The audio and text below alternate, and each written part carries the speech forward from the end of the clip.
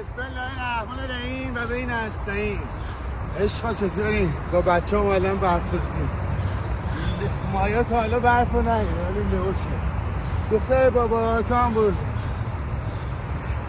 میترسه برف مجید. آره بار اولشه، سال اولشه.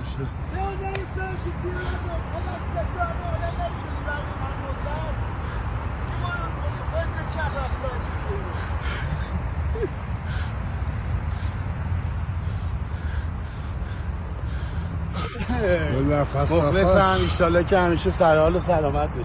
یا